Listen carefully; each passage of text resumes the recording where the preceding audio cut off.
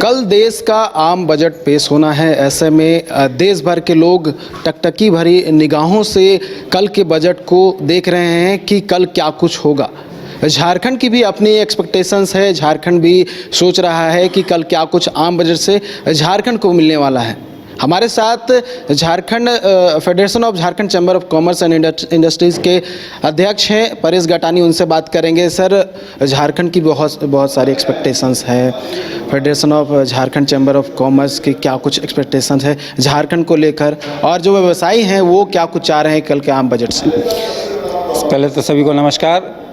कल जैसा आम बजट पेश होना है राज्य सरकार का, पूरे देश का, इसमें निर्मला सीतारमण जी से, हमारी वित्त मंत्री से मैं ये निवेदन करूंगा, मैं रिक्वेस्ट करूंगा हमारे झारखंड राज्य की तरफ से कि सोलर पे हमें कुछ दें, फंड्स दें, सोलर पे सब्सिडी दें। जो 11 अक्टूबर 2024 को ये सब्सिडी प्रधानमंत्री वाली सब्सिडी जो थी 30%, वो बंद कर दी गई है।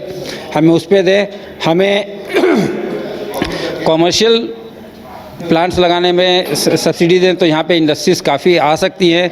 यहाँ पे अगर आप देखेंगे तो झारखंड में 300 दिन सूर्य की किरणें मिलती है हमें, और ये काफ़ी अच्छा दिन, काफ़ी लंबा स्पैन होता है 300 दिन, जिसमें हम काफ़ी अच्छे से सोलर एनर्जी जनरेट कर सकते हैं।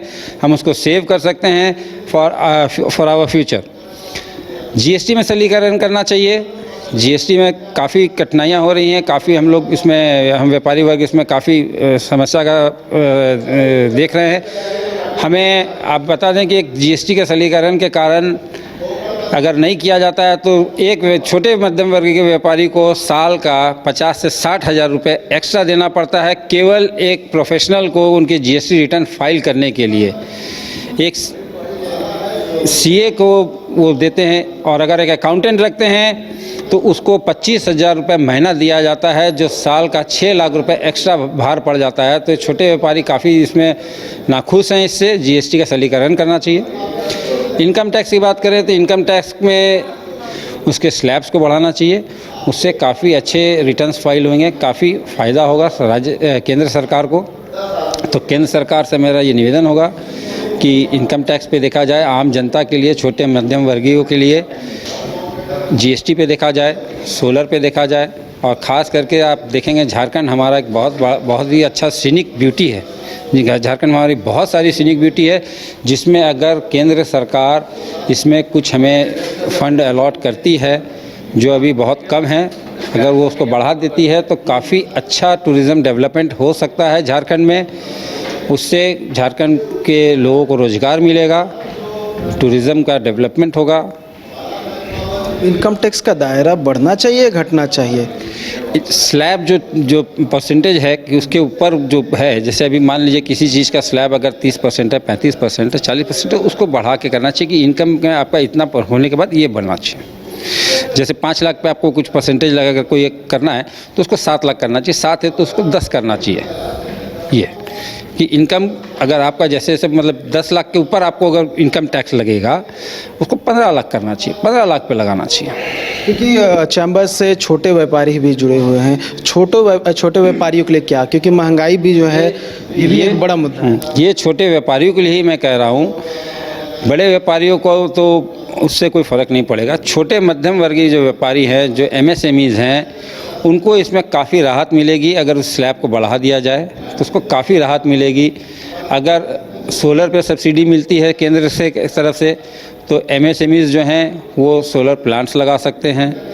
उनको सोलर एनर्जी में उत्पादन में काफ़ी सहायक होंगे। वो उनके प्रोडक्शन कॉस्ट में भी काफ़ी फ़र्क पड़ेगा। आज एक मध्यम वर्गीय जो व्यापारी होते हैं, एमएसएमईज़ जो होते हैं, वो उनका मैक्सिमम प्रोडक्शन कॉस्ट एनर्जी में चला जाता है। तो अगर उसमें अगर सब्सिडीज़ मिलती है गवर्नमेंट की तरफ से, राज्य और केंद्र सरकार दोनों की तरफ से, केंद्र के इसमें ज़्यादा ज़रूरत है, तो इसमें काफ़ी सहायक होगा। वो काफ़ी पैसा बचा सकते हैं।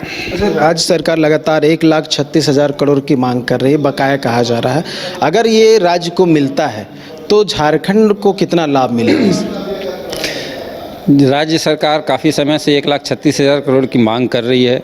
हमारे वित्त मंत्री ने भी अभी कहा कि उनको केवल 1,36,000 करोड़ जो राज्य का बाकी है, अगर ये हमारे राज्य का 1,36,000 करोड़ राज्य केंद्र से मिल जाता है तो ये बहुत बड़ा सहायक होगा। ये रीढ़ की हड्डी का काम करेगा। ये बहुत बड़ा फ़ायदा मिलेगा कि हमारे राज्य को।